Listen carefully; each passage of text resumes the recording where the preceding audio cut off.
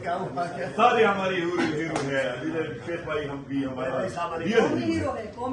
बिस्मिल्लाह व बिल्लाहिल्लाज़ी ला यज़ुर्रु मा इस्मिही शैअन फिल अर्ज़ि वला फिस समाई या हय्यु या क़य्यूम। शुरू अल्लाह के नाम से जिसके नाम की बरकत से जमीन और आसमान में कोई शय नुकसान नहीं पहुंचा सकती, वो हमेशा जिंदा और कायम रहने वाला है। उसके बाद मैं आपके लिए एक सूरह नाम की आयत नंबर 162 मैं वो अर्ज करूंगा। अल्लाह जी कुल इन्ना सलाती व नुसुकी व महयाया व ममाती लिल्लाहि रब्बिल आलमीन। कह दो कि मेरी जिंदगी, मेरी मौत, मेरी कुर्बानियां, मेरा सब कुछ अल्लाह रब्बुल आलमीन के लिए।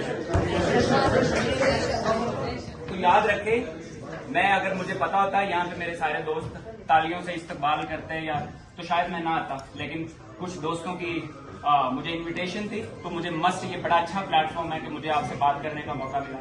मैं सब दोस्तों से ये कहता हूँ कि हमें नींद कैसे आती है हमारा लीडर पकड़ा हुआ, मेरे हाथ कांप रहे हैं। मेरे बच्चे, मुझसे रात को कॉल आई उनकी तो वो रो रहे थे, पापा आप आके भी हमारे साथ नहीं है, क्या मुझे मेरे बच्चे प्यारे नहीं है? सोचो इस मुल्क का।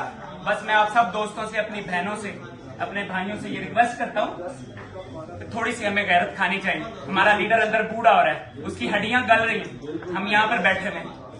मैं आप सब दोस्तों से एक रिक्वेस्ट करता हूँ कि प्लीज सब जितने लोग हैं जो इस वक्त कैदी उधर पकड़े हुए हैं, इस वक्त जेलों में हैं, आप सारे उनके घरों में जाएं और जितनी मदद उनकी कर सकते हैं। जो 26 मई को यहाँ पर, 26 नवंबर को जिन लोगों की जो शहीद हुए, आप प्लीज उन लोगों के घरों में जाएं।